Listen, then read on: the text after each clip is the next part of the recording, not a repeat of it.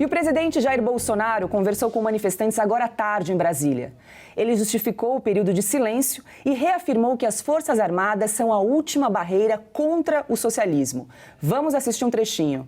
Vocês também estão aqui. Não é por mim, é pelo país de vocês. É verdade! É verdade! Esse país que não existe nada igual no mundo todo. Então o que eu digo a vocês, vamos acreditar, vamos nos unir. Criticar só quando tiver certeza absoluta. Buscar alternativas. E cada um vê o que ele pode, de fato, fazer pela sua parte. Algumas pessoas aqui na frente, eu reconheço, o que já perderam, o que poderão perder mais ainda. Verdade. Conheço o temor de muitos de vocês, que não é diferente do meu temor. Quando vejo criança na minha frente. É pela minha filha. Eu tenho uma filha de 12 anos. Todos nós aqui temos família. Todos nós temos filhos, netos, sobrinhos.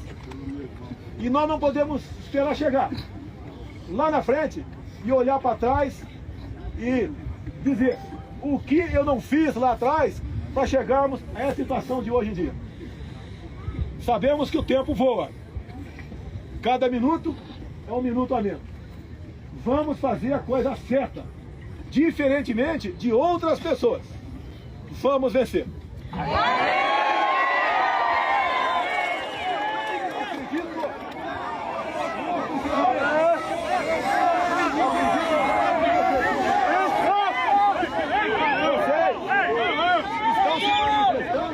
De forma democrática, se manifestando de acordo com as nossas leis. Vocês são cidadãos de verdade. E está na hora de parar de ser tratado como outra coisa aqui no Brasil. Obrigado, presidente. Obrigado. Acredito em vocês. Vamos acreditar no nosso país. Se Deus quiser, tudo dará certo. Em nome de Jesus. Muito obrigado, presidente.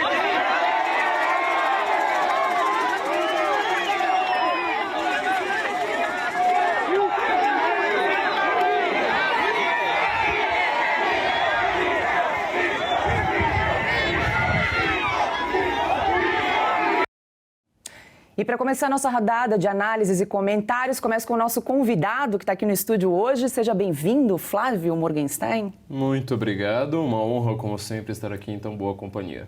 Flávio, eu anotei algumas frases fortes ditas pelo presidente hoje à tarde, que quebrou um silêncio já de algumas semanas, né? Então ele falou alguns trechos como: nós estamos lutando pela liberdade daqueles que nos criticam, quem decide meu futuro são vocês, estou há 40 dias calado, dói na alma, sempre fui muito feliz no meio de vocês. São frases fortes que dão esperança ao povo, né? Que está na rua se manifestando pacificamente. Sim, é difícil, na verdade, nesses tempos de censura tão forte, né? A gente ter que lidar com o fato de até o presidente da República ter de falar de uma maneira cifrada, porque tudo que nós dissermos, seja numa rede social, seja no cercadinho, mesmo sendo presidente da República, quem tem a caneta na mão, quem tem o poder concentrado na mão, pode falar assim: olha, eu interpretei isso aqui como um ato antidemocrático, portanto você vai para a cadeia porque você acabou de dizer alguma coisa ruim. Então, Bolsonaro, ele está falando sempre ali de uma maneira muito cifrada. Nosso trabalho agora é ficar sempre tentando entender o que está sendo dito ali, o que está em jogo. E fica também uma questão muito séria para o povo, sobretudo para as pessoas mais simples, porque não dá para entender ali, né? Não dá para você conseguir precisar exatamente o que está sendo dito. Agora, tem um fator que talvez seja a grande questão do Brasil hoje, que subjaz, na verdade, está por baixo de tudo, né? A base de tudo. Que é o seguinte: a gente sabe que o Supremo Tribunal Federal ele está agindo de uma maneira política, ou seja, ele deveria simplesmente analisar isso está na lei ou não está. É assim que o juiz de uma Suprema Corte em qualquer país do mundo sério decide. Em uma República das Bananas, ele vai lá e fala: ah, não, eu acho que agora todo mundo tem que pular num pé só, qualquer coisa desse tipo, e trata as pessoas que não obedecem como antidemocráticas. Bom, se o Supremo Tribunal Federal está agindo de uma maneira política, talvez seja o caso de outras instituições que elas não têm uma função política agirem também para dar uma olhadinha ali no que está acontecendo no Supremo Tribunal Federal. E se o STF não está cumprindo a Constituição, talvez seja uma outra instituição da República que vá obrigar alguém a cumprir a Constituição. Isso parece estar, né, por baixo aí desse discurso do Bolsonaro. Ana Paula Henkel, muito boa noite. Eu também anotei uma outra frase dita pelo presidente agora à tarde em Brasília, abre aspas, nada está perdido, somente com a morte, fecha aspas. O presidente também convocou parte dos manifestantes, porque amanhã deve ocorrer uma manifestação em Brasília, na parte da manhã. Boa noite, Paula. Boa noite, Flávio. Boa noite, querido Fiuza. Um beijo ao nosso mestre Augusto Nunes e muito boa noite à nossa audiência maravilhosa.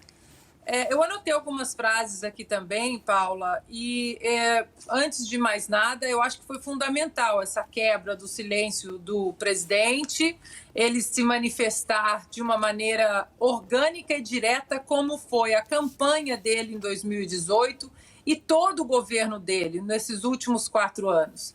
E exatamente por causa disso, por ter essa conexão orgânica com o povo, e isso, marqueteiro e dinheiro no mundo consegue fabricar do jeito que o presidente Bolsonaro tem de maneira natural com seu eleitorado, isso aborrece, né, os moradores das Torres de Marfim de Brasília, o judiciário hoje que, como o Flávio muito bem colocou, acabou se tornando um agente político dentro de um contexto que eles não deveriam ser agentes políticos.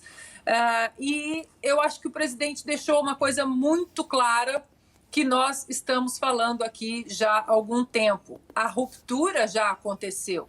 Né? Ele não disse nessas palavras, mas o golpe já aconteceu e isso nós falamos aqui, porque uma nação que não tem respeito à sua Constituição, as instituições vão seguir o quê?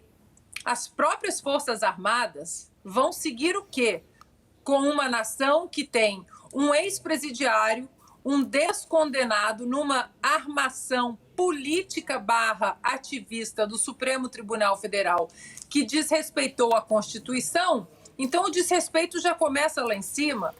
Se o ex-presidiário sobe a rampa, que Constituição será seguida? As Forças Armadas vão seguir o quê? Vão prestar continência a um corrupto, um ex-presidiário que não respeita a Constituição, que teve no seu caminho até a presidência da República um caminho falso, imundo, com desrespeito às nossas leis? Portanto, interessante o presidente falar, as Forças Armadas estão unidas e devem lealdade ao povo. E nessa frase do presidente, ele fala isso porque nos últimos 2 anos, principalmente, o presidente vem falando dessa lealdade ao povo, da lealdade à Constituição. O último 7 de setembro, não apenas esse, mas o último do ano passado, o brasileiro já inundou as ruas nas manifestações pedindo exatamente respeito à Constituição.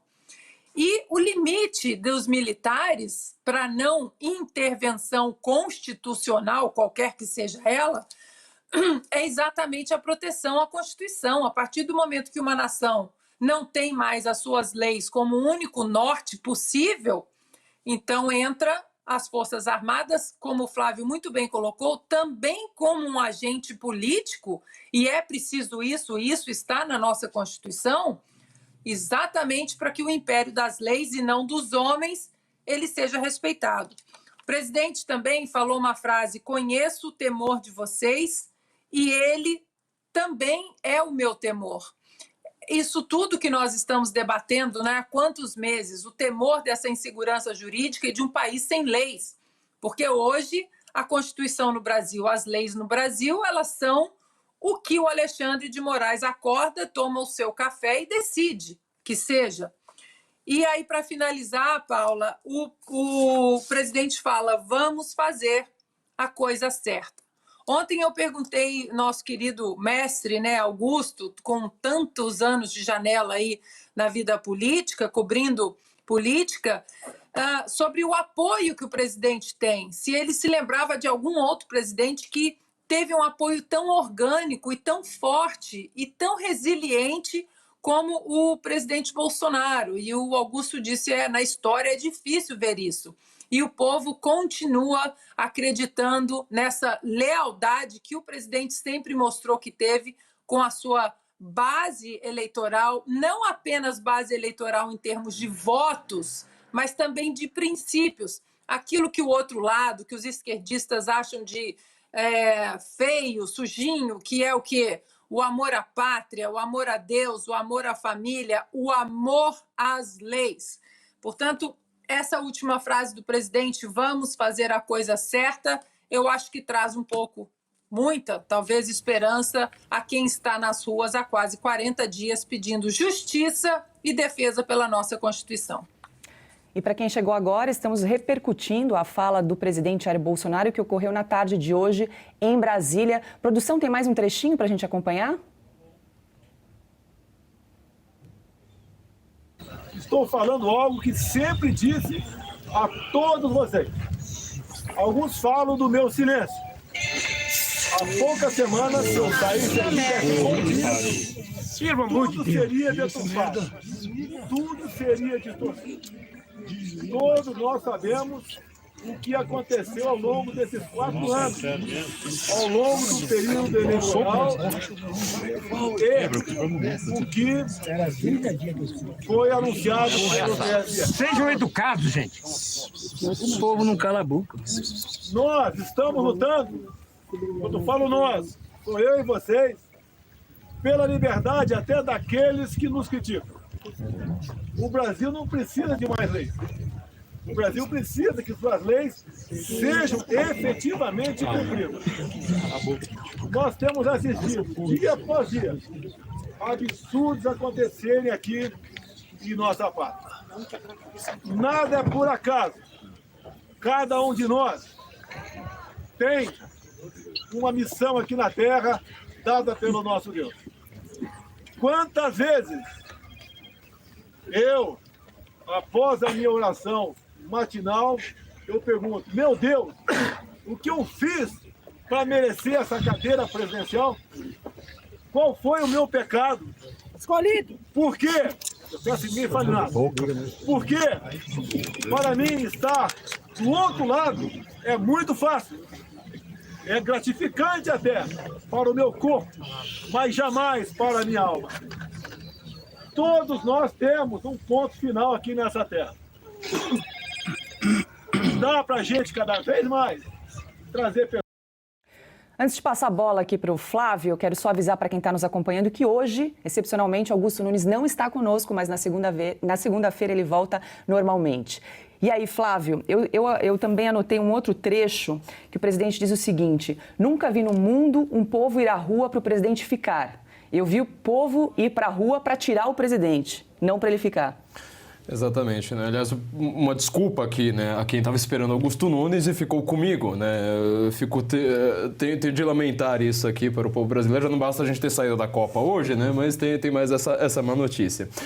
Mas, enfim, de fato, o presidente ele fez um discurso muito forte. Esse trecho sobre alma, né, lembra bastante o fato de que ele foi eleito com um discurso que ele não é um discurso materialista, não é um discurso de economia, de, fatos simplesmente mundanos. E ele estava preocupado com valores que eles transcendem esse jogo típico das disputas comezinhas ali no parlamento, principalmente em Brasília. E isso é uma coisa muito importante, quer dizer, você dizer, olha, que pecado eu cometi para estar com a presidência, porque isso aí pode até fazer bem para o corpo, mas para a alma está me desgastando demais, né? Quer dizer, é um discurso muito forte, né? Um discurso, palavras ali que chegam a parecerem paradoxais, mas elas não são. Agora, nós temos uma crise no Brasil que ela é muito fácil de ser explicada, né? A sua base é muito fácil, ou seja, as pessoas não confiam mais que os agentes que deveriam cuidar da lei estejam cuidando da lei. Isso é tão simples quanto parece. O grande problema é que para uma parcela muito grande da população também, não cumprir a lei também é uma vantagem. Porque fala assim, olha, mas quando você vai lá, censura, cala a boca de deputado, começa a perseguir os jornais que eu não gosto, etc. Tudo isso vai favorecer a minha ideologia. Então, muitas pessoas, no final das contas, acabam não só aceitando, mas elas são partícipes nessa perseguição. Quando você analisa a história dos totalitarismos do século XX, todos eles têm isso, ou seja, as pessoas começam a praticar. As pessoas comuns, né? Começam a praticar, denunciar o vizinho, falar: o Alexandre de Moraes, olha meu vizinho ali, que às vezes olha pra minha mulher, ele divulga fake news, não dá pra fazer uma busca e apreensão ali na casa dele. E aí vai virando essa bola de neve, né? A grande questão, a meu ver, e que eu acho que ainda subjaz aí nesse discurso do Bolsonaro, é a crise de confiança, ou seja, em quem que as pessoas de fato confiam. Não é mais na lei. Se você fosse fazer uma pesquisa de opinião há 15 anos, certamente o STF seria uma das instituições mais destacadas, com mais confiança da população, porque você iria dizer: olha, o STF está cumprindo a lei, o STF está lá perseguindo o pessoal que estava debulhando o país, assim por diante. Quem sempre teve alguma confiança foram as Forças Armadas. O outro varia, né? Mídia, às vezes está no alto, vai decaindo, nunca decaiu tanto, assim por diante.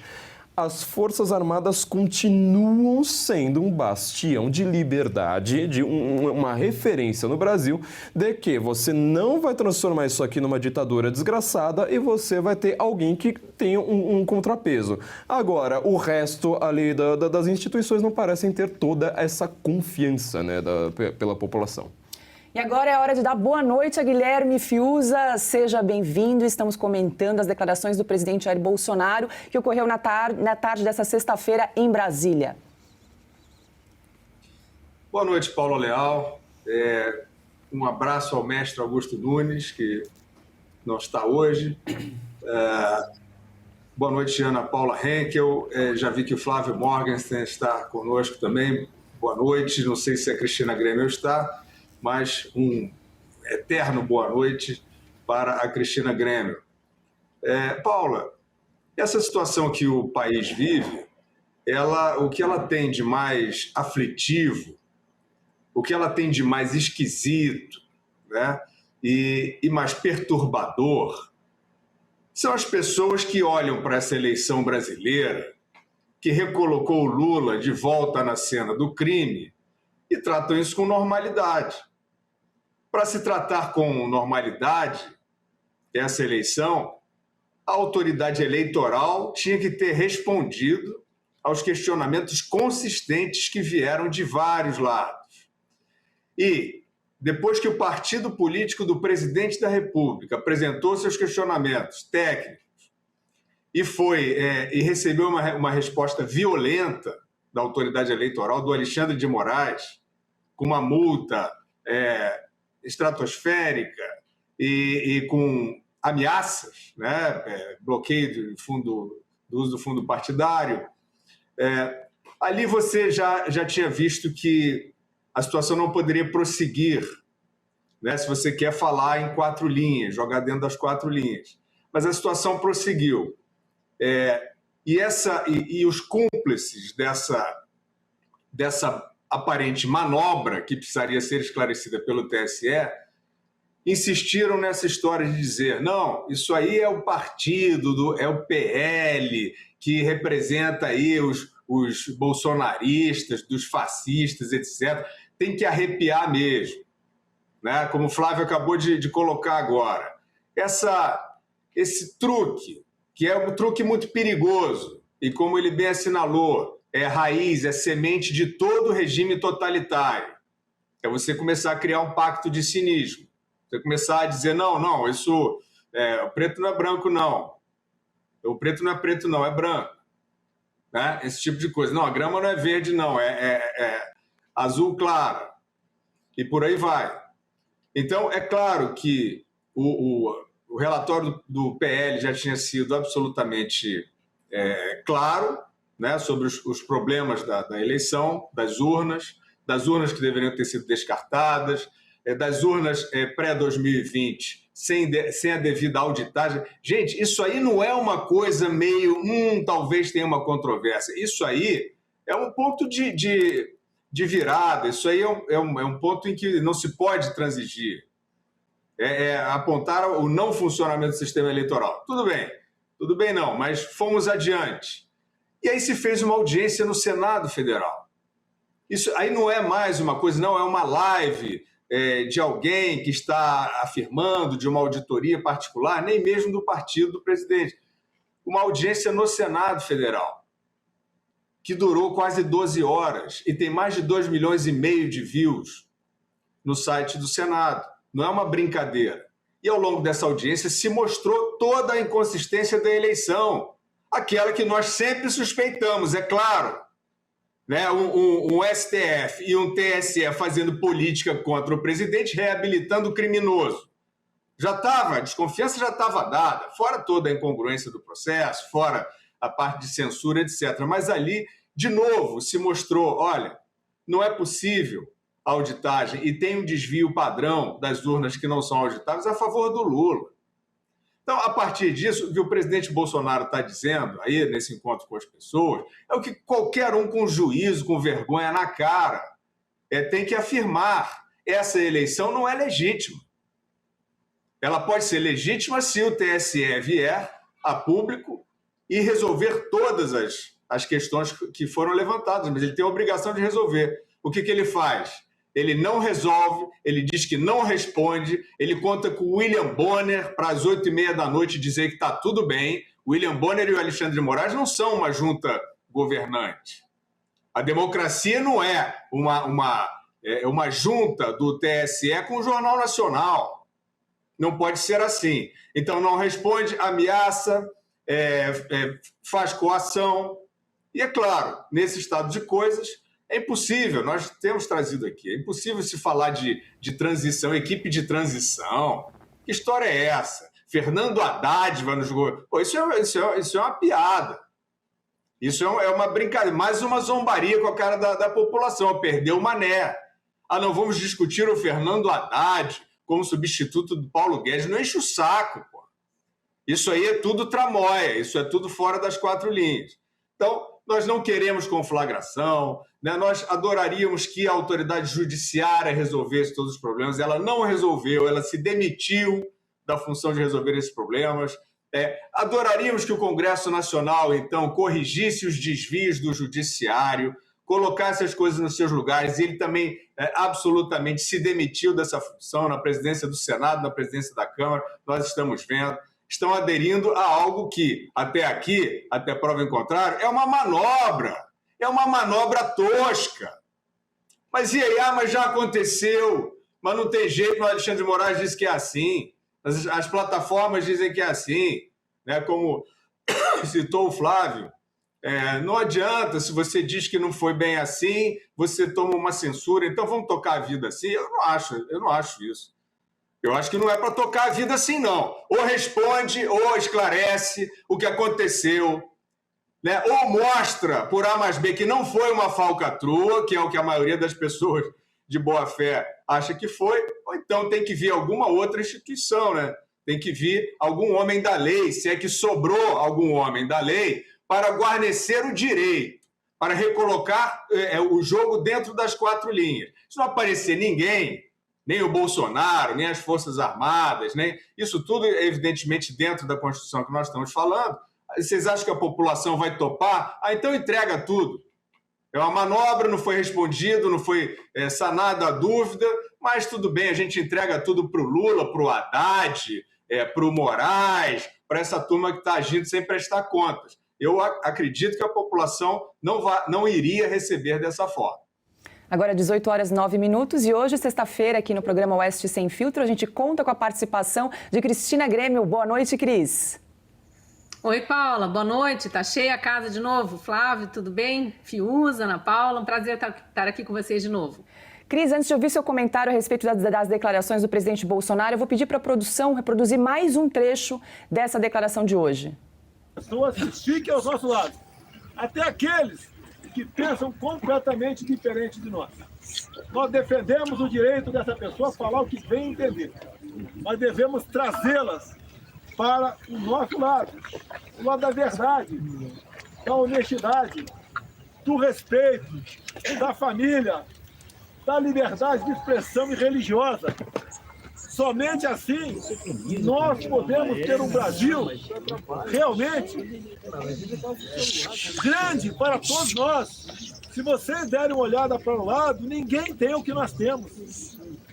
Quantas vezes eu falei o que faltava para nós sermos uma grande nação? Eu sempre dizia, entender as coisas, procurar estudar, conversar, aprender, porque aqui é um país fantástico. Vocês lembram daquela sessão secreta que eu tive com o ministro? Foi apelidada de secreta. Tinham 30 pessoas, 35 naquela sessão. E depois eu entreguei o DVD ao Supremo Tribunal Federal, porque já ali estaria a prova de uma interferência minha na Polícia Federal. O comentário agora é de Cristina Grêmio. Você veja, né, Paula, pegando só esse trecho aí do comentário dele, o quanto o presidente defende a liberdade da população. Ele já falava isso na campanha de 2018, eu tenho para mim que muitos votos que ele conquistou naquela época eram em função desse discurso.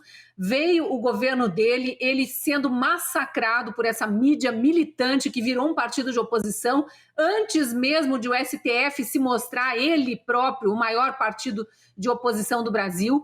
Depois veio pandemia, aqueles 2 anos horrorosos em que governadores e prefeitos botaram todas as manguinhas de fora aí, massacrando a população, impedindo a população de trabalhar, impedindo de sair de casa, impedindo de ir e vir, de estudar.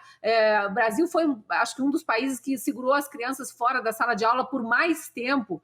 Havia estudos já mostrando o prejuízo que isso causaria por anos, até mais de década, se não fosse resolvido logo. E os sindicatos dos professores, cheios daqueles sindicalistas com bandeiras do PT, da CUT, insistindo que era muito perigoso. Já havia vacina, já havia vacinação em massa no Brasil para quem quisesse, já havia médicos, inclusive apresentando estudos científicos de que as crianças não eram grupo de risco. Enfim, avançaram sobre as liberdades da população e o presidente sempre defendendo. Aí houve aquela perseguição religiosa, né? Aquele impedimento das pessoas, naquele momento de angústia, muita gente em síndrome de pânico, de recorrer ao menos à religião e à fé para tentar manter alguma sanidade. Não podia. As igrejas eram um ponto nevrálgico ali da transmissão do vírus, mas os ônibus continuavam lotados. Então a gente viu todas essas barbaridades acontecendo com o aval do STF, que jogou tudo nas mãos de governadores e prefeitos e impediu o presidente de agir, apenas poderia liberar dinheiro, mais nada, comprar vacina, mais nada. E aí a gente viu o presidente insistindo na questão da liberdade. Agora, depois de tantos dias sem falar com o povo, que ele fala liberdade, vamos defender nossas liberdades, até daqueles que não concordam conosco. E a gente está vendo um acirramento assustador da censura, da tirania da toga. O Fiuza citou aí aquela audiência pública histórica que houve no Senado. Ali eu ouvi de 4 juristas renomados, eu ouvi de advogados, eu ouvi de muitos parlamentares a seguinte frase: nós estamos num estado de exceção. O Brasil não é mais um estado de direito.